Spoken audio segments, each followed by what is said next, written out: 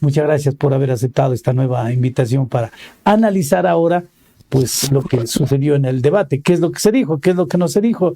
Y bueno, algunos analistas, algunos informes que ya salen, Fausto, manifiestan de que hubo imprecisiones en la mayoría de las estadísticas que presentaron los dos candidatos. Pero antes de ingresar a eso, el movimiento indígena, Fausto Giraldo, está dividido, definitivamente está dividido, y los 500,000 votos que obtuvo Pachacuti parece que se van a dispersar, o estoy con una mala percepción. Fausto, bienvenido, buenos días. Saludos cordiales a usted, a todos los amigos que nos observan y nos escuchan. Yo había hecho un análisis un poco respecto al resultado que obtuvo Leonidas Issa, con la finalidad de establecer realmente cuál es el voto base del movimiento Pachacuti.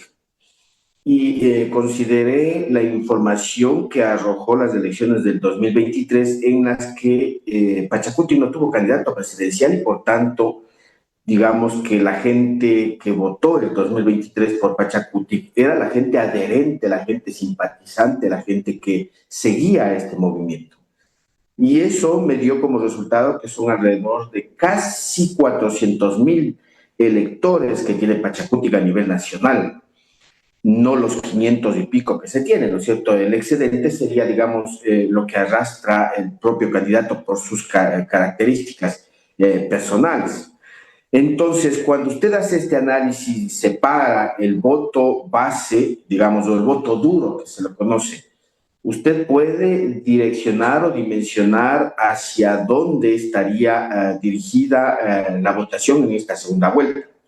Lo otro también que hay que considerar es desde que cuando hablamos de movimiento indígena no hablamos exclusivamente de la CONAIE, porque son varias federaciones de contexto nacional que incorpora o aglutina a este sector, ¿no es cierto? Hay la FENOCIN, hay la FEINE, hay me parece que alguna otra de carácter nacional de fuerte envergadura. Obviamente que en procesos políticos y electorales suelen inventarse o generarse una serie de organizaciones. Ahora se habla de la Federación Nacional de Organizaciones Campesinas e Indígenas, que no ha tenido historia y que producto de las elecciones con la finalidad de hacer aparecer que apoyan a uno u otro candidato, dicen aquí estamos. Pero en realidad aquí seamos claros, hay CONAIE, hay FENOCIN, hay FEINE, hay la FEI que todavía subsiste y quizá por ahí alguna otra de carácter nacional. Entonces, siempre ha tenido esta diversidad de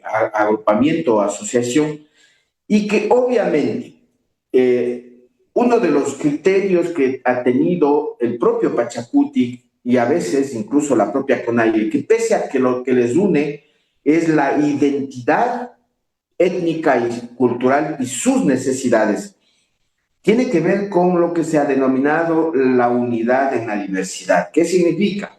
¿No es cierto? Que tienen estas identidades que les une o estos aspectos que les une, pero son diversos en función del pensamiento, de cuáles son las alternativas que tienen de solución. Entonces, no pensemos que el voto obtenido por Pachacuti, consolidado con Leonidas Issa o de los 400,000 que digo yo, va a ir todo al respaldo a algo que viene trabajando Pachacuti con el Movimiento de Revolución Ciudadana.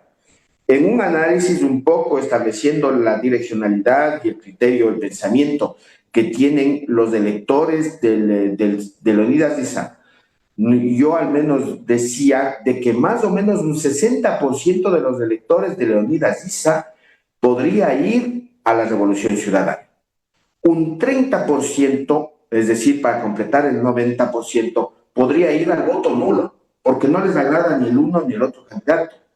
Y un 10% podría ir en favor de Daniel Noboa. Es decir, no es mayoritario ni de gran porcentaje de peso el voto que podría ir a Daniel Noboa, porque también entendamos de que el histórico de trabajo social que se ha hecho en la CONAIE, en el movimiento indígena, ha sido en función de combatir también los elementos de orden ideológico que tienen que ver con el capitalismo, con la dominación, con el gran empresariado, y entonces sí hay una incidencia histórica y un arrastre colectivo en torno al tema de favorecer o no con el voto, por ejemplo, al actual mandatario, que representa a grupos de interés económico a nivel nacional. Yo creo que por ahí es la situación respecto a este tema que usted me ha preguntado inicialmente. Bueno, una de las organizaciones de tipo indígena y campesina es la Cuarunari, que es muy importante también, a propósito, Fausto, la Cuarunari. Pero yo manifestaba en el sentido de que existe una división porque, a ver, una de las organizaciones muy importantes que están en Amazonía, que es la COFENAI, ellos han manifestado ya de forma clara de que no van a apoyar al proyecto político de Luisa González.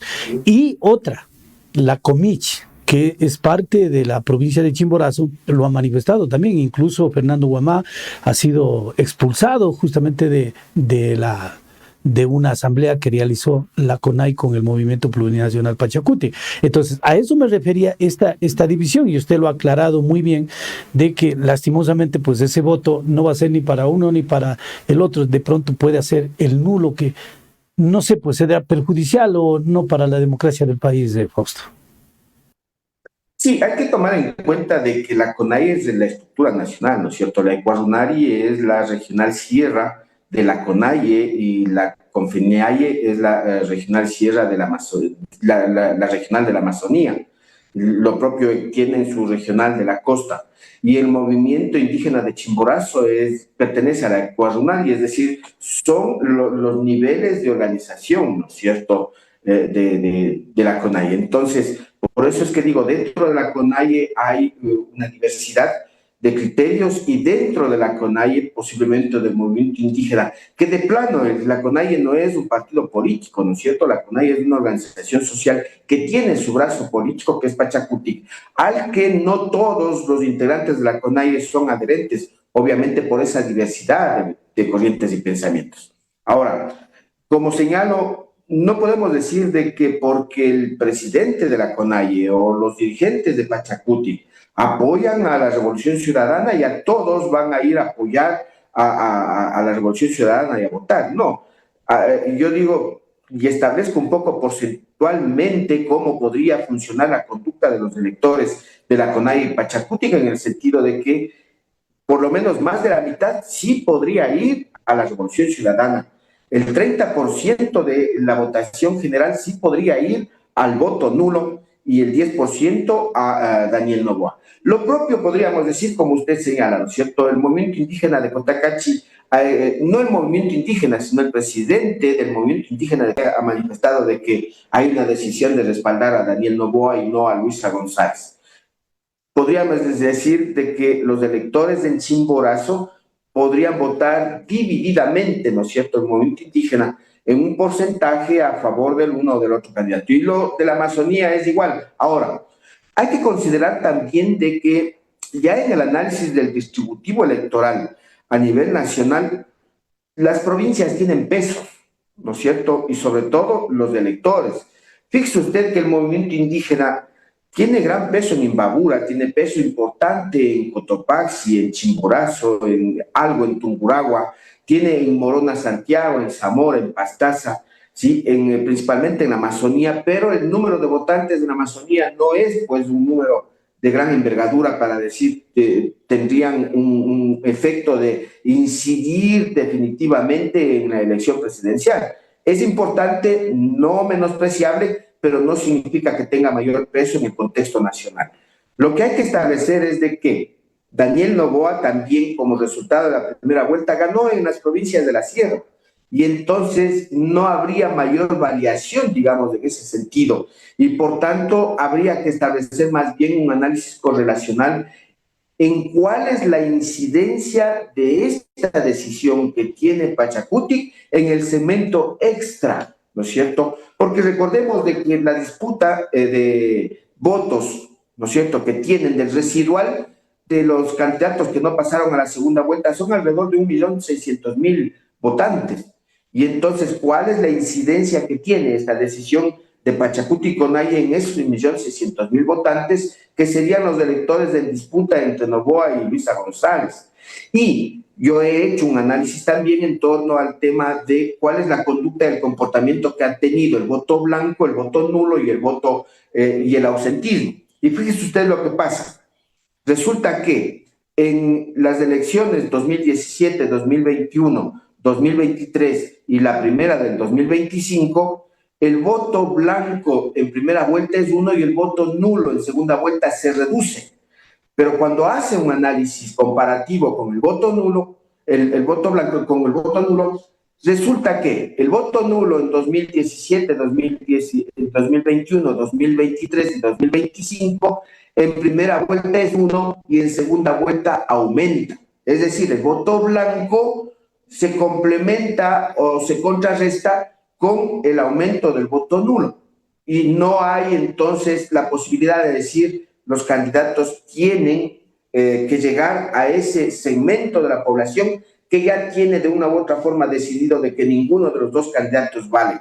Entonces la disputa en concreto es el 1.600.000, entre ellos los 500.000 votos del movimiento indígena, que se va a fraccionar de hecho y que obviamente no creería yo de que gran porcentaje vaya a Daniel Noboa, sino más bien se dividiría fundamentalmente en la Revolución Ciudadana y en el voto nulo. Correcto, ese análisis, correcto. Bueno, vamos al tema del debate. ¿Cuál es la lectura? A ver, 5 ejes importantes se discutieron, se debatieron. Bueno, a pesar de que no hubo el tal debate que se diga, más bien fue un debate de acusaciones y especialmente del narcotráfico. Bueno, estos 5 ejes que era de la educación, la salud, la seguridad social, la seguridad, criminalidad, economía y gobernabilidad. ¿Cuál es la lectura? ¿Se pudo o no se pudo captar algo de las propuestas de las dos tendencias de Fausto? De ninguna manera. Yo creo de que el tema del debate estaba previamente previsto para que se desarrolle la confrontación política más que la confrontación de ideas o de propuestas, ¿no es cierto? El nivel de agresividad de los dos candidatos, uno más que otro, evidenciaba de que la polarización se mantiene y que el debate no incidió mayormente en mover el tablero electoral de ese 1.600.000 votantes que decía yo es la población objetivo de los dos candidatos. Yo creo que hay lecturas que hay que revisar y me parece que es necesario que la ciudadanía empiece a particularizar incluso los sectores de opinión, ¿no es cierto? Yo observaba luego del debate qué decían los medios de comunicación en el contexto nacional y ¿sabe lo que principalizaron? Los memes principalizaron. ¿Cuántos memes ha generado el debate? Es decir, a mí me parece absurdo pues que el sector o el segmento de opinión empiece a priorizar los memes antes que el contenido, realmente el condumio de lo que debió haber sido el debate. De hecho, que para mí la candidata Luisa González estuvo mejor preparada, ¿no es cierto?, en temas de exposición, en argumentación. Quizá la data o los datos que ella emitió con las gráficas que mostraba no tengan tanta aplicación a la realidad, pero en definitiva quien debe determinar si es que lo que dijo ella o lo que dijo Daniel Noboa es cierto es la ciudadanía. Por ejemplo, si Luisa González dijo que no había medicinas en los hospitales y el presidente Daniel Noboa dijo que sí había medicinas en los hospitales, quien debe contrastar esa realidad es la ciudadanía que hace uso de los servicios de salud en los hospitales y confirmar si es que en realidad hay o no hay medicinas, ¿no es cierto? Lo propio cuando se decía respecto al ingreso a la educación superior. Si Luisa González acusa de que hay una deserción escolar o acusa de que muchos niños no se han matriculado en porcentaje incluso, y el presidente de la República decía que al contrario, había mayor número de niños acudiendo a las escuelas o universidades, quienes deben contrastar y decir es mentira o es verdad lo que uno u otro dijo, es la ciudadanía. Cuando se dijo que las instituciones educativas estaban destruyéndose y el uno dijo que mentira porque han reconstruido y han integrado más unidades educativas, entonces la ciudadanía es la única que puede validar realmente en su territorio si es que lo que dijeron los candidatos es cierto o es mentira. Mire, si se habla de seguridad, cuando se dice que se ha reducido el margen de criminalidad y de que ahora vivimos en momentos de mayor pacificación, la ciudadanía es la única que puede establecer una realidad de esa naturaleza y ver cómo es que viven en cada una de sus comunidades, barrios o territorios. Entonces, yo digo, los candidatos no hicieron ninguna propuesta, absolutamente ninguna. Luisa se destacó por hacer el análisis de la realidad del momento, lo fundamental de lo que estamos viviendo, y Daniel Noboa, que es lo que a mí me llamó también la atención, siendo presidente de la República, contando con toda una estructura, ¿no es cierto?, de ministerios, de asesoramiento técnico, de equipos técnicos, no pudo, formular o resumir técnicamente con información, datos que pudo haberlo hecho, ¿no es cierto?, para contrastar lo que le decía Luisa y también para demostrar que su año y medio de gobierno han sido efectivos. Aquí hay otro elemento, que la ciudadanía y quizá las instituciones, que lamentablemente no tenemos cómo presionar, pero que debería hacérselo. Fiscalía, por ejemplo, debería tener, la Procuraduría General del Estado deberían tener ya labores concretas. Se acusó de narcotráfico, se acusó de corrupción, se acusó de terrorismo, ¿no es cierto? Se acusó de tráfico de influencias, se acusó de un poco de cosas entre los dos. ¿No se supone entonces que la Fiscalía y la Procuraduría General del Estado, en función de defender el interés público, deberían empezar las investigaciones, las indagaciones a presidente, a familiares, a equipos del entorno, a la candidata, a los candidatos? Incluso yo me atrevería a decir, estimado, de que así como se habla de Liga Azul y los chats, qué interesante sería que se abran los celulares, ¿no es cierto?, de todos los políticos y autoridades del país, porque esa práctica, ¿no es cierto?, de ponerse de acuerdo, del reparto, de la troncha, etcétera, ha sido una práctica permanente en las organizaciones políticas. Lo que ahora es que hacen a través de celular, pero antes se reunían en hoteles, antes se reunían en restaurantes, antes se reunían en las casas de ellos, en las sedes de las organizaciones, a ver cómo se hace el reparto del poder político del Estado. Entonces, por el interés público, una lectura que se debe obtener de este debate, que la ciudadanía lamentablemente no tiene la formación política para participar en elecciones y participar en la vida, valga la redundancia, política del país, resulta que no desarrolla un debate o un postdebate que le permita tener una claridad respecto a quién fue el candidato que mejor posicionó o manifestó algún mensaje de gobernabilidad y gobernanza en el país. Ninguno de los dos manifestaron qué va a pasar durante 4 años. Ya el gobierno o la elección del nuevo presidente no es para año y medio. La elección del presidente es para 4 años. Y entonces necesitábamos contar con propuestas en certeza antes que en duda, tal cual como ha venido sucediendo prácticamente en toda la campaña electoral. Quiero agradecerle al sociólogo Fausto Giraldo, analista político de nuestro país, que ha estado con nosotros esta mañana dándonos orientación a todos los electores y a todos los ciudadanos. Muchas gracias, Fausto. A usted muchas gracias, la gentileza.